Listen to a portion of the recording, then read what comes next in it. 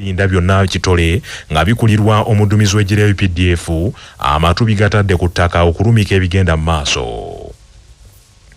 Ekiwandiiko kino kiraga nti abayeekera aboogerwako bategese okutulisiza bbomu mu bifo ebikuŋŋaanirwamu abantu abangi mu Uganda wamu n'okugootaanya ebyenfuna by'eggwanga lino nga bayita mu kwonoona layini z'amasannyalaze.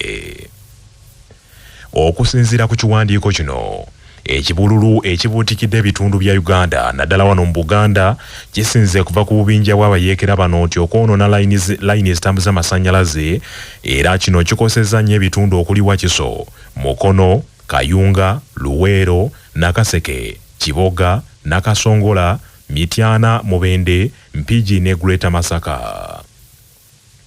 Ekiwandiiko ekyo era ab'ebyokwerinda mu kyo balumiriza nti bangi kubakwatiddwa mu bikola ebyokubba n'okwonoona layini z'amasannyalaze kizuuse nti balina akakwate ku kibiina kya National Unity Platform era ng'abamu basimbiddwa ne mu kkooti.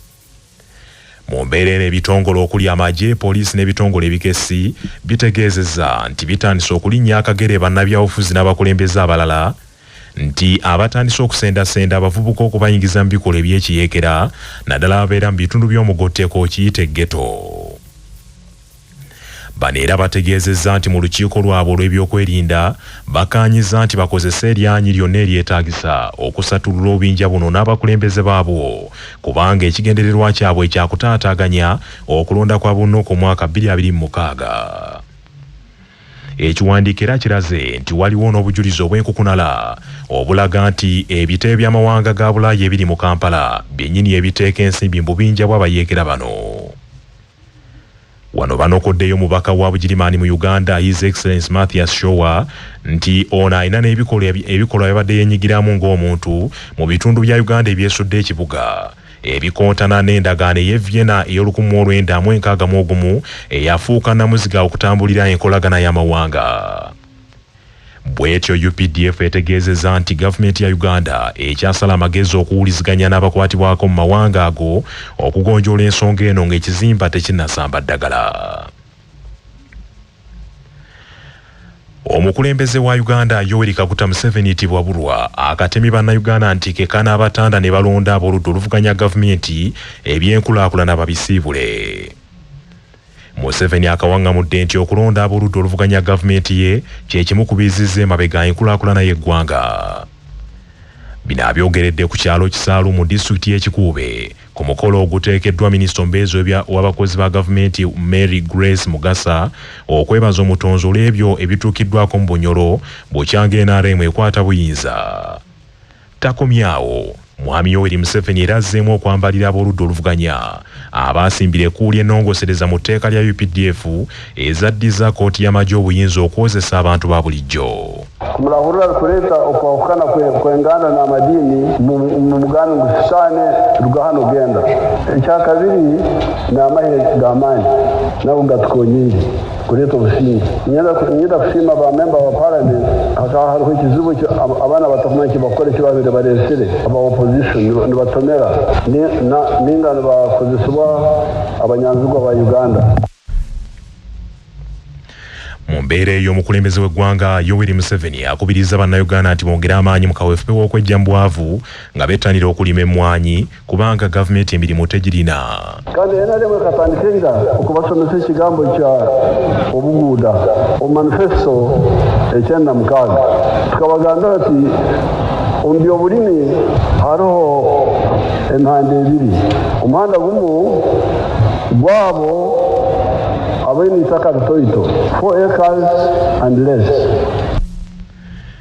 Minisita omubeezi w'abakozi ba gavumenti Mary Grace Mugasa ategeezza omukulu nti ekibbattaka kyakutte dda akati mu bitundu by'Ekikuube era abantu bangi nnyo e Bunyoro emitima gibali ku mitwe. Kandi tuyina bayinja balina sako ni basaba obusagiki na muno ababiito sako tuyina abakazi bano balimi b'ente batunga ente abasajja abo n'abakazi nanyowe mbalumu tukugenda kutunga ente tuhondera omulamwa gwawe muzeeyi. Omukolo guno gwetabiddwako abakungu mu gavumenti ya Uganda okuli ne Ssaabaminisita Robinah Nabbanja, baminisita ab'enjawulo n'abaka ba paalamenti, bannaddiini n'abantu ba bulijjo. Akakiiko ak'eddembe ly'obuntu mu kibiina ky'amawanga magatte kasabye omukulembeze w'eggwanga Yoweri Kaguta Museveni obutateeka mukono ku tteeka eriwa kkooti z'amagye obuyinza okuwozesa abantu ba bulijjo mu kkooti z'ekinnamagye. Ssentebe w'akakiiko ako Volker Turk asinzidde mu kibuga Geneva ekya Switzerland n'agamba nti okuwozeseza abantu ba bulijjo mu kkooti z'ekinnamagye kabonero akalaga nti essiga eddamuzi mu Uganda tekyalina makulu. Volker Turk agambye nti kyamwewuunyisizza nnyo okulaba abaka ba Paalamenti ya Uganda nga mu kifo ky'okulwana okuteeka mu nkola ekiragiro kya kkooti ensukkulumu ate balwana bwezizingirira okukimenya nga ne kye bakola kikontana n'amateeka ageetooloolirwako eddembe ly'obuntu ag'ensi yonna. Volker ategeezezza nti ekyakoleddwa Paalamenti ya Uganda mu sittale gwennyini okugenda okusalawo ku kweyongera oba okukendeera okwekitulugunya abantu mu ggwanga n'ekiwamba abantu naddala abatakaanya na gavumenti efuga. Manya obuvuna obuddo obw'eddembe lyo tonyigirizibwa ddembe lyo ery'obwebange. Ddembe lyo akutusibwa ku langi wa Global aleetawo enjawulo ku bisenge. Weefunire langi ya Global ku hardware yonna ekuli okumpi. Global Paint, a reliable product. Nga bali wamu ne Baluswata Property Consultants batunda ettaka ku nguudo zonna eziyingira n'okufuluma ekibuga. Va mu by'ettaka lyakulukuta ennyumba ya kyama basange ku ofiisi yaabwe ekyengera opposite Orange City essimu 0704 80 1905. Buli kkooti erina obuyinza obugiweebwa mu mateeka nga munnamateeka Julius Semanda bw'annyonnyola. Kakati kkooti bw'erema okukozesa obuyinza obwo oba n'ebukozesa bubi oba n'ekozesa obuyinza bw'etalina okugeza n'ewulira omusango naye ng'ekimanyidde ddala nti omusango ogwo teena buyinza buguulira gamba okujjula ebitannajja gamba okutta omuntu mada ekkooti ya magistrate terina guulira naye omulamuzi bw'agutuulamu n'akusalira omusango kyokola ogenda bugenzi mu kkooti enkulu gye bayita high court si kujulira wabula n'otegeeza ekkooti eyo nti omulamuzi ono yeewadde obuyinza bw'atalina era n'osaba ekkooti eyo ekole kye bayita revision mu mateeka olunewa orders entuufu ebyo n'omulamuzi we wansi n'abiteeka ebbala. Okulonda abakulembeze ba disitulikiti mu kibiina ky'NRM ekiri mu buyinza kukomekerezeddwa wakati mivuyo nga n'awamu okulonda kuyimiriziddwa. Mu disitulikiti y'NRM ya Kampala Central okulonda kuggweredde emifumbi era abamu bakukulumidde abakulu mu kibiina kyabwe. Namuli Joel Yazake omukobadde bavuganya ku kifo kino kimubuuseeko bw'atuuse mu kifo ewalonderwa ku ssaawa emu ey'okunkya n'asanga bamaze dda okulangirira omuwanguzi kyayogeddeko nti bunnanfuusi obuwedde emirimu. Salimu Uhuru meeya wa Kampala Central azzeemu okulondebwa nga ssentebe w'NRM wa disitulikiti ya Kampala Central era ayiseewo ng'atavuganyiziddwa. Just twafunye mujangiri bwe bayita Emma Kuteesa Meja yabadde atandise tutabula era entalo z'obadde olaba nga ye Emma Kuteesa yabadde atandise tutabula era muwoninze tojja mu kalulu ka Kampala watabula Kawempe walaba kyavudde Kawempe kati oze mu Kampala Central twavudde mu villages mu byalo byaffe nga kukanya Kasavu Kanyama luli zaali mbirigo kati olaba mbirigo wevudde lwa muntu ogo so tumuwonize taddamu tutabula. Minisita wa Kampala Hajati Minsa Kabanda alondeddwa nga ssaabawandiisi w'NRM wa Kampala Central era ono avumiridde nnyo emivuyo egyeyolekedde mu kulonda kwa leero. Tugenda tulonda akalulu ka pulezidenti oba akalulu k'omutindo wa NRM nga kukyala abantu 3 tebeeraze tubaddeko okuwa pulezidenti akalulu oba omuntu wa NRM akalulu. This time twagala abalondeddwa ku bukiiko buno basobole okulaga nti mu butuufu tuli ka 3 kwe tutandikira kalulu kaffe kwe tutandikira okukola ki okukabala ebyalo mu Kampala Central Division biri 135. Ate mu disitulikiti y'Essembabule akakiiko k'ebyokulonda kawaliriziddwa n'okuyimiriza okulonda okw'abakulembeze olw'obuvuyo obweyongedde. Omusasi waffe Jimmy Sekabiito kaabituwe. Embeera ebadde ya bunkenke nnyo mu kisaawe Essembabule abawadde wategekeddwa okulonda kuno nga embiranye okusinga ebadde ku kifo kya ssentebe ekibadde kivuganyiziddwako minisita owaguno naguli mu ministry ey'ebyobulamu Hajati Hanifa Kawooya awamu ne munnamagye eyaganyuka General Fenhansi Kaitilima. Entabwe evuddeko akakiiko ka NRM ak'ebyokulonda akabadde kakulembeddwa mu komishona waako mu Buganda Major James Kinobe okuyimiriza okulonda kuno bwe butakkaanya obubaddewo nga General Fenhansi Kaitilima ayagala okulonda baleme kugoberera register abantu bonna balonde so nga ye Hajati Hanifa Kawooya ayagala balonde nga bagoberera register nga bwe guzze gubeera.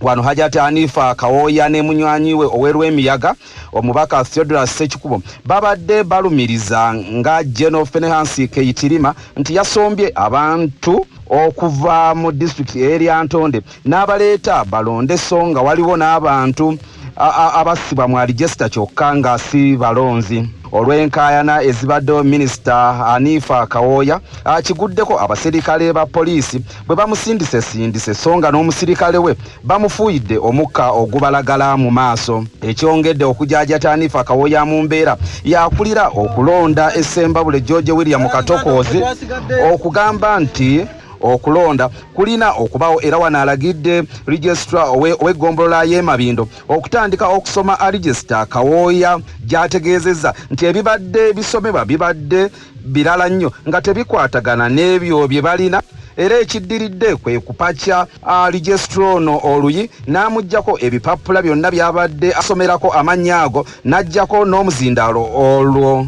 Ambassador James Kinobe n'ayimiriza okulonda kuno. Ze Jimeseka Bito kula CBS wano Essembabule. Ebyo nga bikyali bityo mu district okuli Gomba Butambala wamu n'Empigi Patrick Serugalondo bivudde mu kulonda ku NRM. Mu district ye Butambala muna NRM Habati Bwenje Mugalula yawangudde ekifo kya ssente wa NRM wa district eyo kyokka ne yeekokola enkwe zisuse bannakibiina. Bwenje nga wangudde muna NRM Kangave Umau Mushidi ululu 15 ku nkaga mu buna yebaziza banna NRM Butambala okumuteekamu obwesige era agambye nti ekiseera Butambala eddemu efune keeke ennene ntolwokuba banna Butambala babadde bafuuka bamulekwa. Twagala tubiddemu enkwe ezina engwe enge obutaagaliza njagala nnyo tulabe omulundi guno nga tuwagira President Museveni. Ate mu district y'Egomba muna NRM Mwesige Dani Hindia yawangudde ekifo kya ssentebe ng'amezze Muzuula Moses. Ate mu district ey'Empigi omukwanaganya wa ofisi ya NRM mu ggwanga nga yatwala ebbendobende ery'Empigi Kawesi Sulaimani yawangudde ekifo kya ssentebe wa NRM wa district eyo ng'awangudde abantu abalala 3 bwe babadde mu lwokaano omubadde n'abadde ssentebe wa NRM wa district y'Empigi Nagamba Hood nga Kawesi Sulaimani afunye obululu 247 Nagamba n'afunayo akalulu kamu era Kawesi agambye nti essira agenda kuyiteeka kugatta bannakibiina okutumbula ebyobulimi wamu n'obuvubi mu district y'Empigi. Kuba CBS nze Patrick Serugo. Mu mbeera y'emu mu district nga tukyali mu district y'Egomba muna NRM era meya wa town council ye Maduna Longo Jane Kalumba yawanjagidde ssentebe wa NRM mu ggwanga Yoweri Kaguta Museveni nti ayongere okunoonyereza ku bivudde mu kulonda ku NRM okw'Egomba kubanga tekubadde kwa mazima n'akamu. Nkubira buli muntu ali mu diaspora, nkubira buli muntu ali mu Uganda ng'ayagala ensi ye. Gomba kiri part of Uganda. Ewaffe Gomba sente yeekola, ente zironda, kapa zironda, embwa zironda, ekyo kyekiri ewaffe Gomba. Ate eryatonda okulonda kubadde kwavaawo mpitewo wakati w'abadde ssentebe w'NRM wa district eyo Elias Sewandigi wamu n'omukozi mu maka g'obwa Pulezidenti Deborah Tuhirirwe Lwabwogo. Era gye bigweredde ng'akulira ebyokulonda mu district eyo Fedela Himbisibwe alangiridde Deborah Tuhirirwe Lwabwogo nti afunye obululu 43 ate Sewandigi n'afuna obululu 29. Tuhirirwe Deborah Lwabwogo alina obululu 43. Sewandigi Eria alina obululu 29. Masaka abadde ssentebe w'abavubuka b'NRM mu Masaka City Bulegeya Rogers awangudde okulonda mu kulonda okubadde okw'obunkenke era olumaze okulangirirwa n'alabula ab'NUP nti NRM ku luno emaliridde okununula ebifo byonna mu Masaka City. Omusasi waffe Ssalongo Edward Tomusange Kayinja katuwa ebisingawo. Bulegeya Rogers ayiseewo nga tavuganyiziddwa oluvannyuma lwa munne bwe babadde ku mbiranye banna NRM gwe babadde bulijjo balumiriza okubanga abadde awagirwa abajaasi abamu Asiimwe Robert nannyini essomero lya Kingo Parents okudduka mu kalulu kano okuva lwe yaddukamu mu kali akasooka aka divisioni ya Kimanya Kabonera. Oluvannyuma lw'okuyitamu nga tavuganyiziddwa, Bulegeya Rogers agambye nti entalo ezibadde mu kibiina kya NRM mu City kati zikomye, n'alabula aba NUP. NRM egenda kweddiza ebifo byonna okuva wansi okutuukira ddala ku bamemba ba palamenti. Wabaddewo katemba mu kulonda kuno, omusajja eyeekazaako ery'amagye ssente ez'okwewandiisa okuvuganya ku kyabaazirwanako bwe zibadde zibuze, wabula bw'azifunye ne yeewandiisa, kyokka ate era n'adduka mu kalulu nga munne avuganyizza katebe kakalu n'ayitawo. Ssentongo Vincent azeemu okuyitawo ku kya ssentebe w'abaliko obulemu. Katumba Nnumba n'awangula obwa ssentebe obw'abavubuka ba NRM ku City.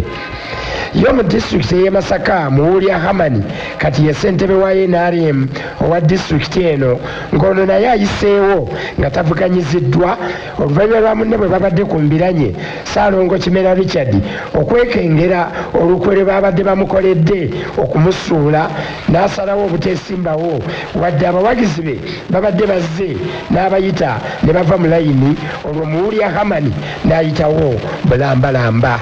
Ssaalongo Tomusange Kayinja ku lwa CBS ndi mu kibuga kya Ssaabasajja Masaka City. Ate mu disitulikiti y'e Luwere yali ssentebe w'NRM mu ggombolola Masuuliita.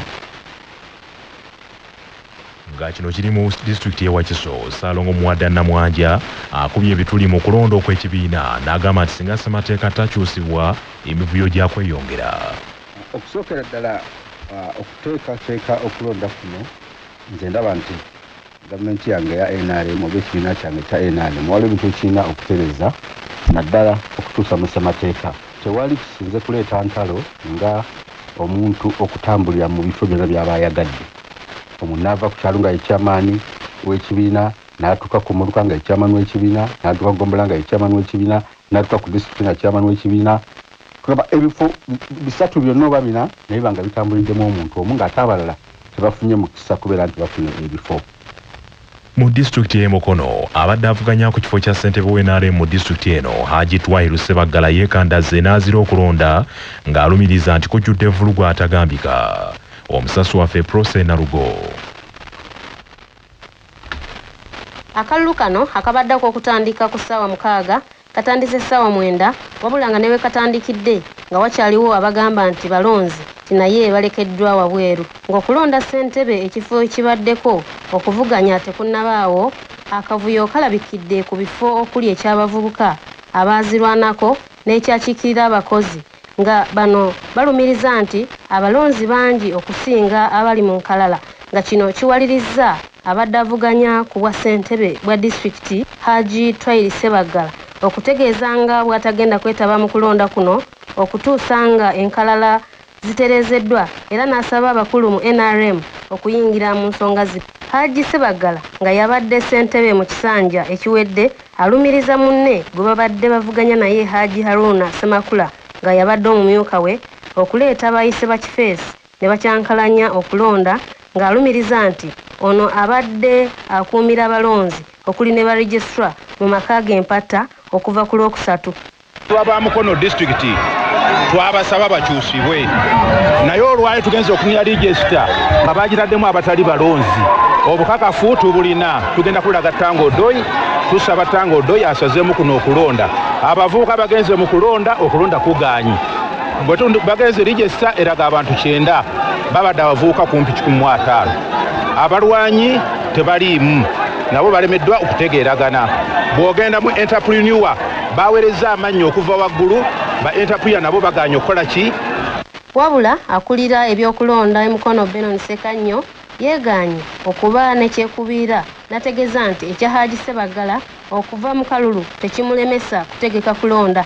Kalulu kano tugezezzaako nnyo okulaba nga kaba ka mirembe, tufubye nnyo okulaba registers nga zibeera zeezo entuufu. Ono alangiridde Haji Haruna Ssemakula ku buwanguzi, era Ssemakula n'ategeeza nti bakutuula bakkaanye ku lw'obulungi bw'ekibiina.